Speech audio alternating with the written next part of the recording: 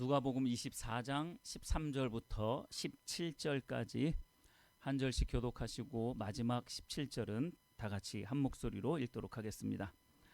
그날에 그들 중 둘이 예루살렘에서 25里되는 엠마오라 하는 마을로 가면서 그들이 서로 이야기하며 문의할 때에 예수께서 가까이 이르러 그들과 동행하시나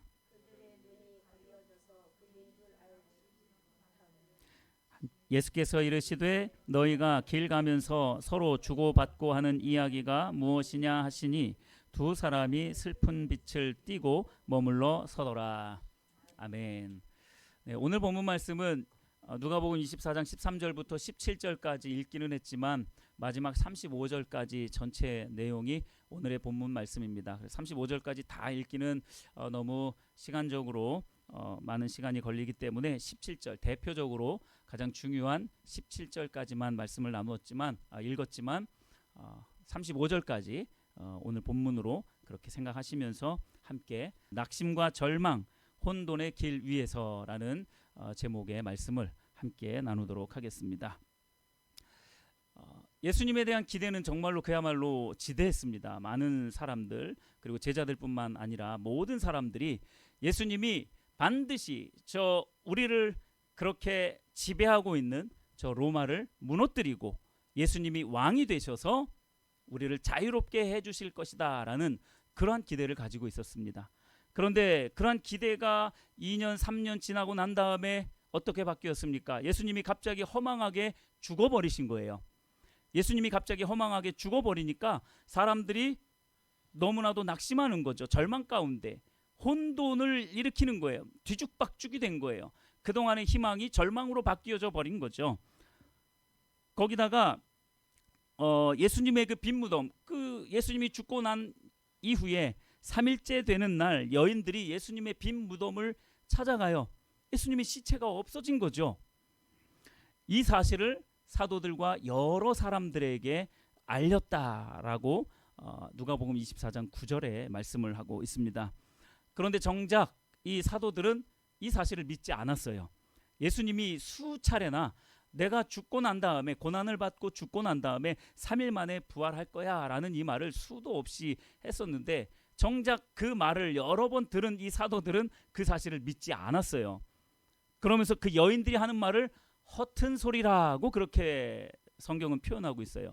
허튼 소리라고 그렇게 판단을 해버렸습니다. 쓸데없는 소리 하지 말라는 거죠. 말도 안 된다는 이야기예요. 사도들마저도 예수님의 부활을 그렇게 생각을 했습니다. 절대 믿지 않았다니까요, 여러분. 예수님이 살아나신 다음에 그들에게 보여지기 전까지, 그것도 한두 번 보여줬을 때도 그들은 의심했어요. 성경이 계속 그렇게 말합니다. 사람이 살아날 수 없는데 어떻게 예수님이 살아나셨을까? 한 번, 두 번 그렇게 보여줬을 때까지도 의심을 했어요. 근데 그것이 3번 이상 되어지다 보니까 이거는 도무지 우리가 거부할 수 없는 역사적인 진실이구나. 예수님이 살아생전에 하셨던 말씀이 진실이구나 라는 것을 나중에야 깨달았죠. 그러나 어쨌든 지금 오늘 우리가 나누고 있는 이 말씀, 요 본문 가운데에 그들은 예수님의 부활이요 말도 안 되는 일이라고 그렇게 생각을 한 거예요. 얼마나 그랬으면 넌센스라고, 허튼 소리라고, 야 허튼 소리 작작해라 이렇게 말하잖아요. 허튼 소리로 그렇게 여겼다라는 거예요. 그런데 그 중에 역시 피가 철철 끓는 베드로가 있잖아요. 반신반의하면서 그 예수님의 빈 무덤을 찾아갑니다. 진짜 갔더니 시체가 없어진 거예요. 베드로가 깜짝 놀라죠. 깜짝 놀라고 막 집으로 뛰어갑니다. 그러니까 이 깜짝 놀랐다라는 것은 그야말로 반신반의예요. 정말 예수님이 살아나셨나? 그럴 리가 없는데 어떻게 죽은 사람이 살아나지? 물론 마지막 때에 부활할 것은 너무나도 잘 알고 있지만 어떻게 죽은 사람이 이렇게 살아날 수 있지? 반신반의하면서 집으로 돌아가는 거예요.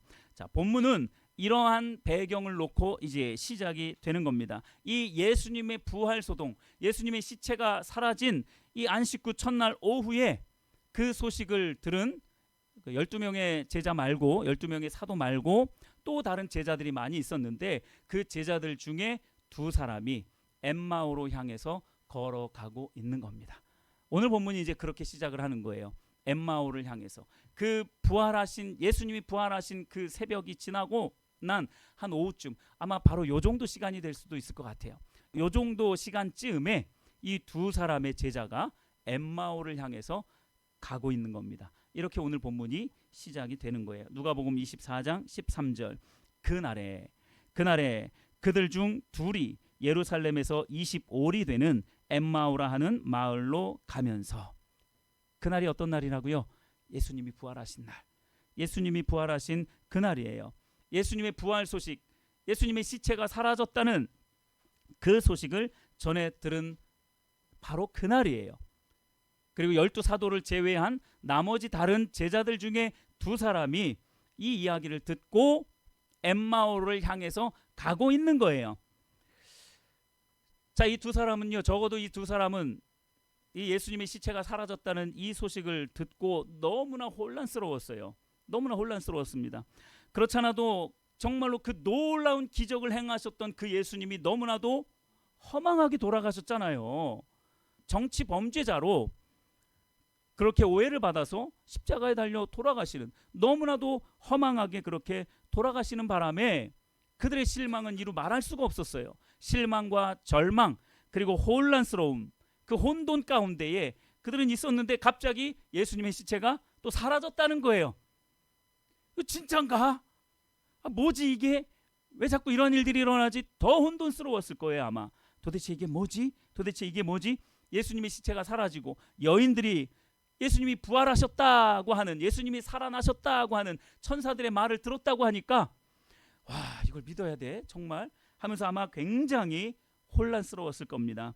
그래서 두 사람은 아마 생각을 정돈하고 싶었을 거예요. 그리고 그동안 너무 마음고생했죠. 육신도 너무나 지쳤어요. 예수님을 열정적으로 따라가기는 했는데 갑자기 그렇게 돌아가시고 난 다음에 갑자기 뭐 시체가 사라졌다고 하고 뭐 부활했다고 하고 하니까 막 정신이 없는 거예요. 여러분, 이 정신이 피폐해지면요, 육체는 더 빨리 피폐해져 버립니다.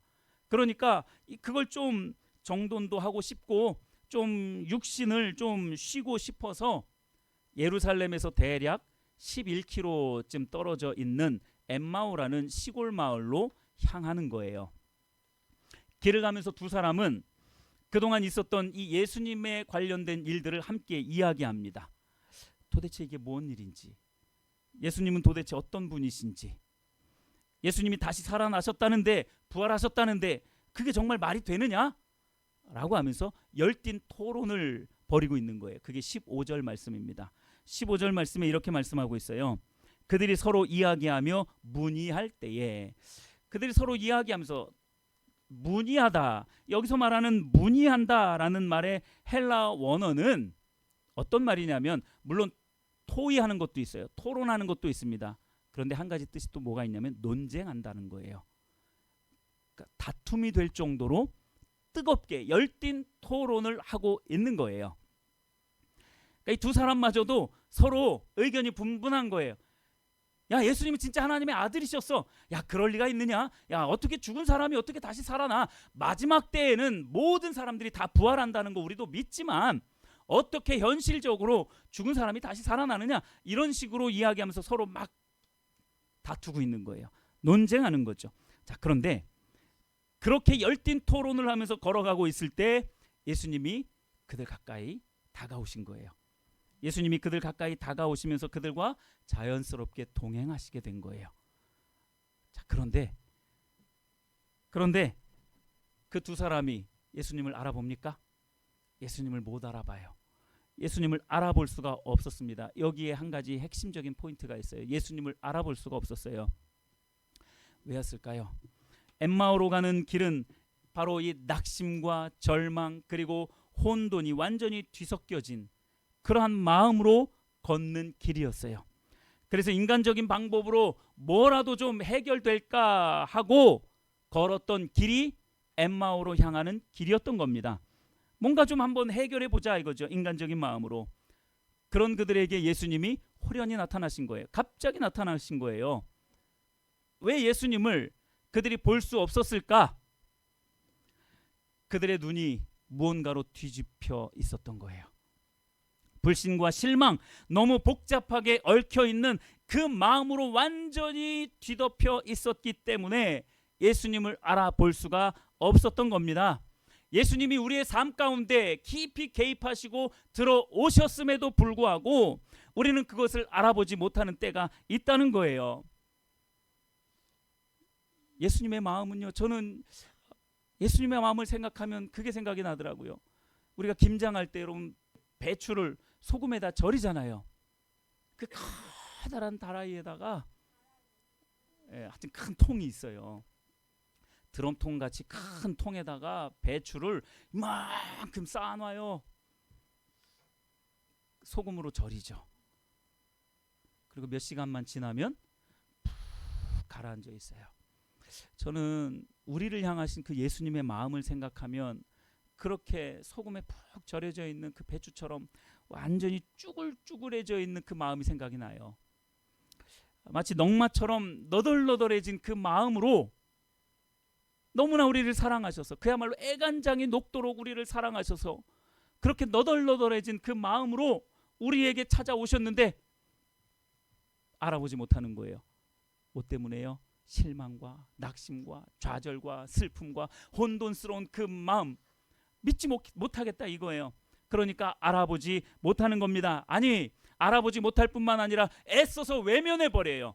예수님일 리가 없어. 이게 하나님의 음성일 리가 없어. 하나님의 감동일 리가 없어. 그 갈기갈기 찢기신, 나 때문에 갈기갈기 찢기신 그 예수님일 리가 없어 라고 하면서 애써서 부인해버리는 거죠. 한두 번 그렇게 하면 우리 인간적인 마음으로 자존심이 상해서 그렇게 하지 않을 것 같은데, 예수님은 자존심도 없으신지 또 찾아오세요. 또 찾아오세요. 당신 누군지 나 몰라요. 알아보지 못해도, 거부해도, 부인해도 또 찾아오십니다. 하나님이신 예수님이 그 수치를 무릅쓰고 또 찾아오세요. 왜 그렇게 할 수 있었을까요? 이미 예수님은 십자가에서 그걸 다 경험하셨어요. 그 거절감과 그 수치, 그 아픔, 고통 이미 사람들 때문에 받을 만큼 다 받았어요. 그렇기 때문에 사랑하는 하나님의 자녀들에게는 더더욱 그렇게 할 수 있었던 거예요. 또 찾아오고 또 찾아오고 부인하고 거부하고 발로 뻥 차 버려도 예수님은 자존심 다 버려버리고 그 수치감, 하나님이심에도 불구하고 그 거부감까지 다 마음 가운데 품으시면서 다시 또 찾아오시는 거예요. 죄악으로 물들어 있는 우리에게 또 찾아오시는 거죠. 저와 여러분들을 위해서 그 십자가에 올라가서 물과 피를 다 쏟으셨던 그 예수님이 이제는 그 실망과 낙심, 절망 가운데, 혼돈 가운데 빠져 있는 그 제자들을 살리기 위해서 엠마오 길에 다시 또 오르신 거예요. 또 찾아오시는 거죠. 아무리 실망하고 낙심하고 했다 할지라도 하나님이 사랑하시는 주의 제자들에게 또 찾아오시는 거예요. 사랑하는 성도 여러분, 이제는 그 예수님을 마음 중심으로 받아들이는 그 은혜가 임하게 되기를 예수님의 이름으로 축복합니다. 여러분 인정하시기를 바라요. 거부하지 마시고요.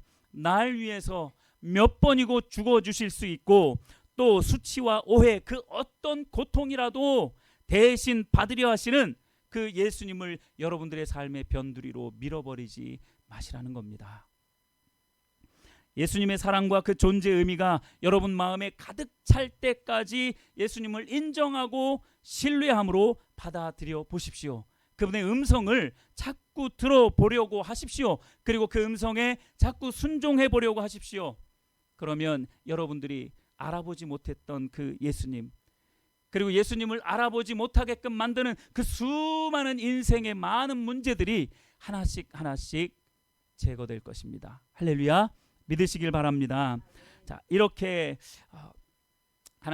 예수님은 우리를 계속해서 찾아오세요.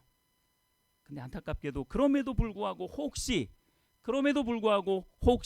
내가 예수님을 못 알아본다. 그래도 여러분 걱정하지 마십시오. 예수님이 여러분들을 알아보실 겁니다. 예수님이 여러분들을 알아보시고 또 찾아오실 거예요. 그러니까 우리는 뭐 하면 돼요? 그런 예수님을, 그렇게 영원토록 사랑하시고 영원토록 나를 다시 찾아오실 그 예수님을 끝까지 신뢰하고 믿으면 된다라는 거예요. 그러면 결국에는 예수님을 알아보게 되는 그 순간이 찾아오게 된다라는 것입니다. 자, 이렇게 예수님을 알아보지 못하는 두 사람에게 예수님이 의도적으로 하나의 처방을 내리십니다. 의도적으로 한 질문을 하세요. 어떤 질문을 합니까? 너희들이 지금 나누고 있는 말이 뭐냐? 예수님 다 알고 계시면서, 네, 예수님은 다 알고 계시면서 야, 너희들이 지금 그렇게 열띠게 토론하고 논쟁하고 있는 그 이야기가 뭐냐라고 이렇게 질문을 합니다. 그러자 그 두 사람이 17절 말씀에 보니까 슬픈 얼굴로 그 자리에 멈추어 서버려요. 슬픈 얼굴로 그 자리에 멈춰 서버립니다. 왜 슬픈 얼굴로 멈춰 섰을까요? 그들이 엠마오로 가는 목적이 그러한 실망과 좌절과 혼돈스러운 그 마음을 안고 가고 있었기 때문에 그들이 대화하고 있는 게 뭔지 그들은 너무나도 잘 알고 있잖아요. 그러니까 너무나 슬픈 거예요. 자신들이 이렇게 실망하고 있는 것도, 절망 가운데 있는 것도, 혼돈스러워하는 것도 그들에게 있어서는 너무나 슬픈 거예요.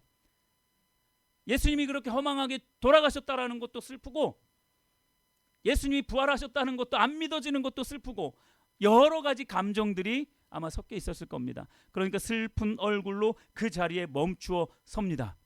그리고 그 두 사람 중에 이름이 한 사람이 밝혀져 있는데, 글로바, 이 글로바는 12제자가 아니에요. 그런데 다른 제자들인 거죠. 다른 제자 중에 글로바라는 이름을 가지고 있는 사람이 있었던 겁니다.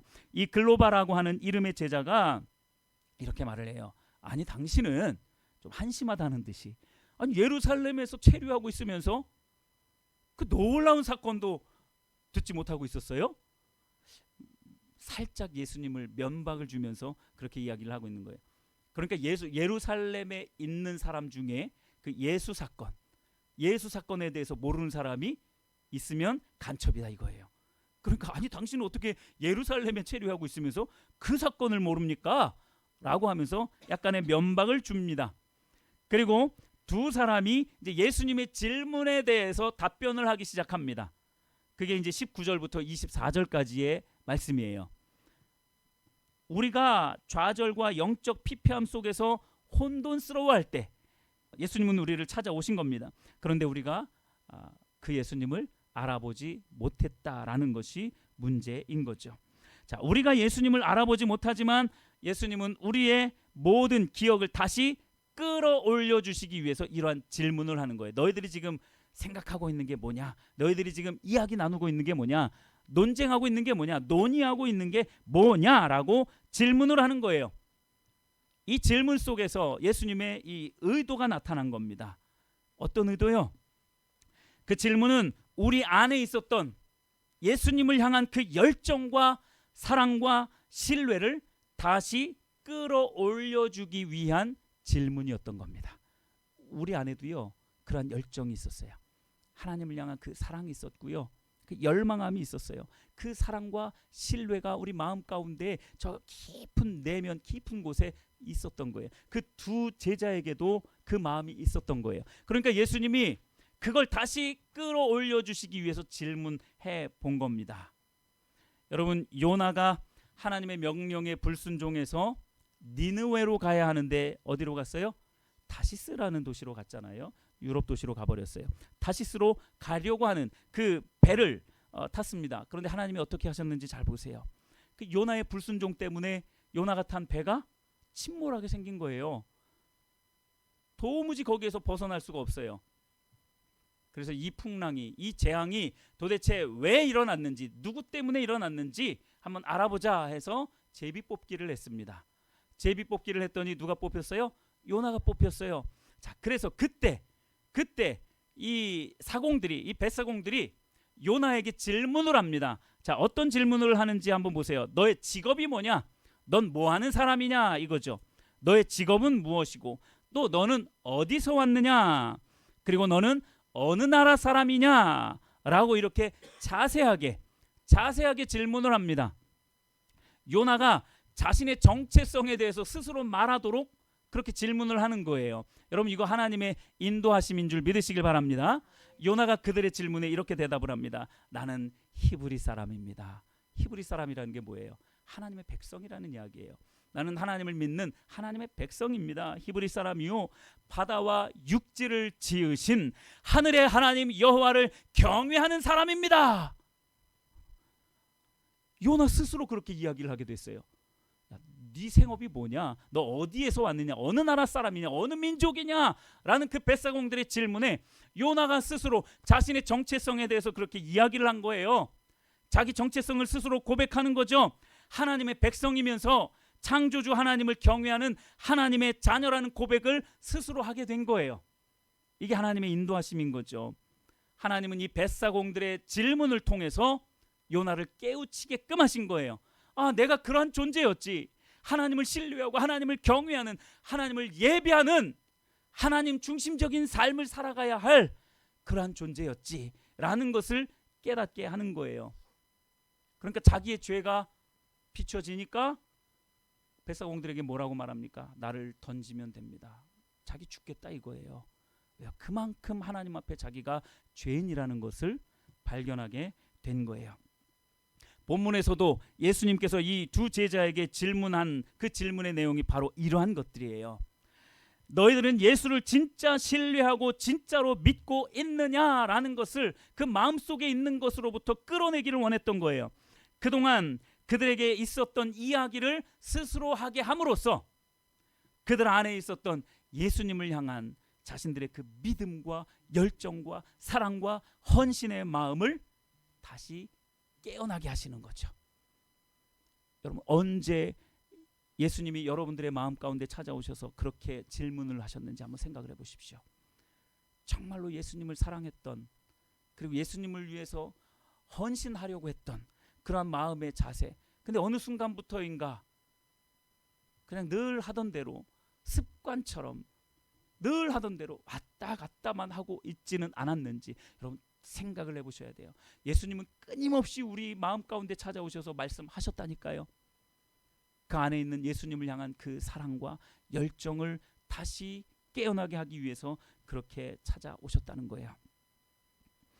여러분 내면에서 질문하시는 그 예수님의 음성을 듣게 되기를 바랍니다. 여러분은 누구이십니까? 여러분들은 누구를 믿고 있습니까? 나는 나를 믿는다 이렇게 말할 사람 있습니까? 여러분 존재가 얼마나 하찮은 존재인지 몰라서 하는 이야기예요. 우리 인간의 삶이 얼마나, 하나님 없는 인생이 얼마나 하찮은 존재인지 모르기 때문에 그래요. 우리 존재는 너무나도 하찮은 존재예요. 근데 나를 믿는다고요? 그런 사람처럼 어리석은 사람 없습니다. 내 힘을 믿는다고요? 여러분 그렇게 되지 않게 되기를 바랍니다. 여러분들의 삶의 목적은 무엇입니까? 여러분들이 생명처럼 여기고 바라보고 있는 그것은 과연 여러분들의 생명을 바칠 만큼 그만큼 소중한 것이냐라는 거예요. 여러분들이 목표로 삼고 있는 그것이 과연 내 생명을 바칠 만큼 그렇게 소중한 것이냐라는 거죠. 아무런 가치가 없어요. 사실 하나님 빼고 아무런 가치가 없습니다. 여러분 이제 시선을 돌리세요. 그 예수님의 질문에 반응을 하십시오. 너는 누구냐? 너는 무엇을 믿고 있느냐? 너는 삶의 목적이 무엇이냐? 라는 이 질문에 여러분들이 대답하시기를 바랍니다. 여러분들이 대답해 보십시오. 그러면 예수님을 이제는 조금씩 알아보실 수 있게 될 것입니다.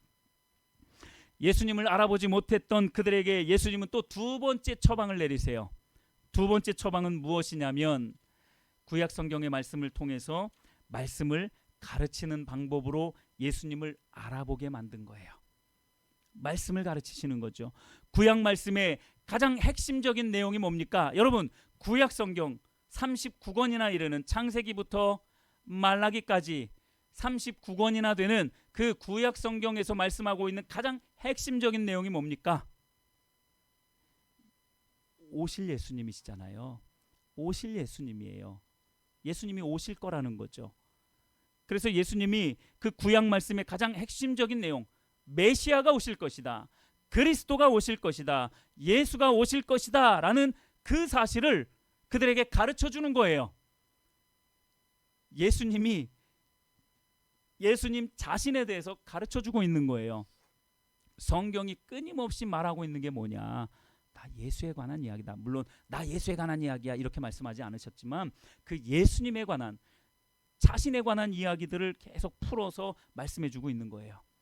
그러던 와중에 엠마오 마을에 거의 다 다다르게 된 거예요. 거의 다 오기는 했는데 날이 너무 저물어 가지고 하룻밤을 묵고 그리고 다시 출발해야 할 그러한 시점 가운데 온 거예요. 근데 예수님은 그냥 가시려고 하는 거예요.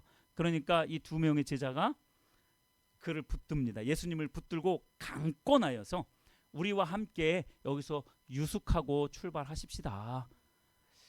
뭔가 모르게 그 예수님께 끌렸던 것 같아요. 그러니까 여기 함께 유숙해서 묵고 다시 길을 가십시다 라고 이렇게 해서 두 제자가 예수님과 함께 유숙하게 됩니다. 그리고 자 그렇게 유숙하면서 그래도 예수님을 알아보지 못하는 이 두 제자들에게 마지막 처방을 내리십니다. 세 번째 마지막 결정적인 세 번째 처방이 내려집니다. 그것은 예수님과 함께 교제하는 것이었습니다. 예수님과 함께 사랑의 교제를 나누는 것이었어요. 누가복음 24장 30절과 31절 말씀을 한번 보십시오. 그들과 함께 음식 잡수실 때에 떡을 가지사 축사하시고 떼어 그들에게 주시니 그들의 눈이 밝아져 그인 줄 알아보더니 예수는 그들에게 보이지 아니하시는지라. 아멘.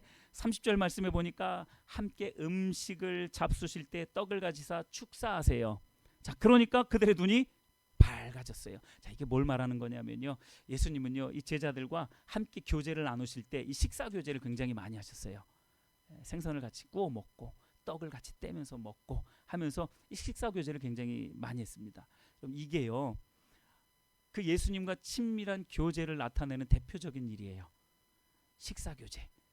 예수님을 더 알기를 원하고 예수님을 더 사랑하기를 원하는 하나님과의 그 친밀한 사랑의 교제, 이 예수님과 교제하는 이 시간이 있으니까 그들의 눈이 어떻게 돼요?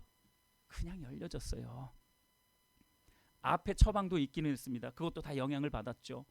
예수님의 의도가 깔린 그 질문, 그리고 말씀을 가르치는 것, 이것도 다 영향을 받고 난 다음에 마지막 결정적으로 예수님과 계속 밤새도록 교제를 하다 보니까 그들의 눈이 열려진 겁니다. 그래서 예수님을 보게 된 줄 믿으시길 바랍니다. 여러분들도 그렇게 예수님을 보게 되시기를 바라요. 그렇게 예수님과 교제를 했더니 예수님을 보게 된 거예요. 근데 갑자기 예수님이 슉 사라져 버렸어요. 왜요? 목적 달성한 거예요. 이제 목적 달성한 겁니다. 자, 그럼 여기서 이제 우리가 마지막으로 이 부분을 살펴봐야 되겠죠. 예수님의 궁극적인 목적이 뭐였겠느냐? 그 엠마오로 가는 그 두 제자에게 나타나서 질문도 하시고 말씀도 가르쳐 주시고 또 교제도 하신 그 예수님의 최종 목표가 뭐였느냐? 목적이 뭐였느냐라는 거죠. 33절부터 35절 말씀까지 보세요. 33절. 곧 그때로 일어나 예루살렘에 돌아가 보니 11 제자 및 그들과 함께한 자들이 모여 있어 말하기를 주께서 과연 살아나시고 시몬 즉 베드로에게 보이셨다 하는지라. 두 제자를 말하는 겁니다. 두 사람도 길에서 된 일, 예수님을 만났고 그 길에서 된 일과 예수께서 떡을 떼심으로 자기들에게 알려지신 것, 즉 예수님을 알아보게 된 그 사건, 그것을 그 다른 제자들에게 또 많은 사람들에게 이렇게 말했다는 거예요. 자, 뭡니까? 예수님의 최종 목적은 엠마오로 향했던 그 발걸음을 돌려서 예루살렘으로 가게 하시는 거예요. 아, 여기서 말하는 엠마오와 예루살렘은 장소를 말하는 건 아닙니다. 엠마오로 가는 그들의 마음이 어땠습니까? 낙심과 절망과 혼돈이라는 거예요. 케이오스, 완전히 그 안에 혼돈 가운데 있는 거예요. 이걸 도대체 믿어야 돼 말아야 돼? 아, 나 믿기 싫은데. 믿기 싫은데까지는 아니겠죠. 잘 못 믿겠어 라고 하는 그런 마음, 때로는 낙심하고 절망하고 슬픔 가운데 빠져 있는 그 길이 엠마오로 향하는 길이었던 거예요. 자, 그런데 예루살렘으로 가게 한다는 건 뭐냐? 하나님이 일하고 계신 그 장소로 돌려보내는 겁니다. 할렐루야. 하나님이 일하고 계신 그곳으로 가야지 육신의 안식을 얻기 위해서, 뭔가 육신적인 해결점을 얻기 위해서 엠마오로 향하는 그들의 발걸음을 돌려서 하나님이 일하고 계신 곳, 하나님이 강력하게 일하고 계신 그곳으로 돌려보내는 것이 바로 예수님의 궁극적인 최종 목적이었다라는 겁니다. 그럼 엠마오는요 시골 마을이에요. 엠마오는 시골 마을입니다. 두 제자가 그 엠마오로 가려던 이유가 무엇이었겠느냐라는 거예요. 한적한 곳에 가서 지친 마음과 이 육체의 쉼을 얻으려고 했다는 거죠.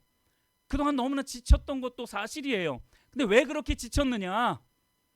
육신의 생각으로 예수님을 따라갔기 때문에 그런 거예요. 이 제자들이 성령을 체험하고 난 다음에 지쳤을까요? 안 지쳤습니다. 자기가 죽는 그 순간까지, 순교당하는 그 순간까지도 그들은 지치지 않았어요. 지치는 이유는 내 육신에 우리의 관심과 초점이 맞춰져 있기 때문에 지치는 거예요. 그러니까 많은 사람들이 엠마오로 가려고 해요. 좀 육체적인 쉼을 얻으려고 그동안 지쳤던 마음, 막 육신을 가지고 따라가려고 했던 그 지친 마음과 육체의 쉼을 얻으려고 했던 거죠. 예수님을 열정적으로 따라다니기는 했는데 예수님 죽어버리고 또 부활하셨다고 하는데 믿어지지는 않고, 이러니까 이 복잡해진 이 마음을, 이 생각을 정돈하고 싶은 거예요. 기적이나 영적인 감동과 하나님의 뜻보다는 합리적인 일과 이성과 자기 논리가 적극적으로 작동하기 시작하는 거죠. 그게 엠마오로 가는 길이었다라는 거예요. 이 합리성과 이성과 논리만 작동하는 그 길, 그게 엠마오로 가는 길이 의미하는 것입니다. 그러니 그 길에는 뭐만 있을 수밖에 없어요? 낙심과 절망, 혼돈밖에 없는 거예요. 여러분들의 삶 가운데 혹시 낙심과 절망, 혼돈이 가득하다, 엠마오로 가고 있는 그 길 위에 서 있는 거예요. 그런데 여러분 실망하지 마십시오. 예수님이 찾아가실 거예요. 예수님이 찾아가실 거예요. 그때 여러분들이 예수님을 못 알아보지 않으면 됩니다. 예수님 내 마음 가운데 오십시오. 혹시 못 알아봐도 또 오실 거예요. 그럼 또 붙잡으세요. 신뢰하시고 또 믿으시면 됩니다. 하나님이 인도하고 계신 그 길에서 벗어나 내 논리와 내 생각, 내 뜻과 내 목표가 자꾸 앞서려고 할 때에 그때 주께서 일하시는 줄 믿으시길 바랍니다. 그때부터 예수님이 또 일하기 시작합니다. 늦었다고 생각이 될 그때에 뒤로 돌아서 예루살렘을 향해서 달려가십시오. 나는 더 이상 가망이 없다고 생각이 될 때, 절망스러운 현실에 직면했을 바로 그때 주께서 일하기 시작하신다는 거예요. 그것을 믿으시길 바랍니다. 시편 말씀을 묵상하면서 말씀을 마무리하도록 하겠습니다. 시편 139편 7절부터 10절까지의 말씀을 여러분 빨리 찾으실 수 있는 분들은 빨리 한번 찾아서 보시면 좋겠습니다. 시편 139편 7절부터 10절 말씀입니다. 제가 읽어드리겠습니다. 내가 주의 영을 떠나 어디로 가며 주의 앞에서 어디로 피하리까? 내가 하늘에 올라갈지라도 거기 계시며 스올에 내 자리를 펼지라도 거기 계시니이다. 내가 새벽 날개를 치며 바다 끝에 가서 거주할지라도 거기서도 주의 손이 나를 인도하시며 주의 오른손이 나를 붙드시리이다. 아멘. 내가 주를 피해서 어디로 갈 수 있겠습니까? 저 하늘 끝으로 가면 주를 피할 수 있겠습니까? 아니, 저 지옥의 끝자리에 가서 자리를 잡는다면 주를 피할 수 있겠습니까? 그런데 예수님은 그곳까지 나를 찾아오시고 주의 손을 내밀어서 붙들어 주시고 주의 길로 인도해 주신다라고 말씀하고 있습니다. 예수님이 그런 분이세요. 여러분들 절대로 놓지 않으실 겁니다. 여러분들 끝까지 사랑하실 거예요. 여러분 이 예수님의 그 이 열심이 보여지십니까? 이 열정이 보여지시냐고요. 그 열정이 조금이라도 보여졌다면 예수님을 알아보신 거예요. 아주 조금이나마 예수님을 알아보신 겁니다. 오늘 함께 살펴본 이 낙심과 절망, 혼돈의 길 위에 서 있을 때 여러분 예수님의 음성을 들으시기를 바랍니다. 그래서 나는 누구고 나를 향한 주의 사랑과 열정을 다시 끄집어내서 기억해내시기를 바랍니다. 말씀을 매일의 양식을 삼고 말씀을 끊임없이 먹으십시오. 무엇보다도 예수님과 친밀한 사랑의 교제를 생명처럼 여기시기 바랍니다. 가던 길을 고집스럽게 가려고 하지 마세요. 주께서 인도하시는 그 예루살렘을 향해서 오늘 한 걸음을 떼시면 됩니다. 10걸음, 100걸음, 1000걸음, 10,000걸음 떼려고 하지 마세요. 그것 때문에 지친다니까요. 그저 지금 한 걸음을 떼시면 되는 거예요. 조금 느껴졌던 그 하나님의 열정, 예수님의 그 열심이 조금 느껴졌다면 여러분 한 걸음, 아니 반 걸음 그렇게 걸음을 옮기신 겁니다. 여러분 한 걸음이면 좋게요. 10걸음, 100걸음 하려고 하지 마세요. 그렇게 한 걸음 한 걸음 조금씩 내 발걸음을 옮기다 보면 어느 순간에 예수님께서 저 길 끝에 두 팔 벌리고 여러분들을 안아주시려고 두 팔 벌려 서 계신 그 예수님을 보게 될 것입니다. 낙심과 절망, 혼돈의 길 위에 서 계신 모든 성도 여러분, 그 길을 벗어나 주께서 인도하시는 길로 돌이켜 온 마음으로 주를 경배하고 부활하신 주를 증거하며 하나님의 행하시는 일들을 보고 온 삶으로 동참하시는 사랑하는 모든 성도님들 다 되시기를 예수님의 이름으로 축원합니다. 할렐루야.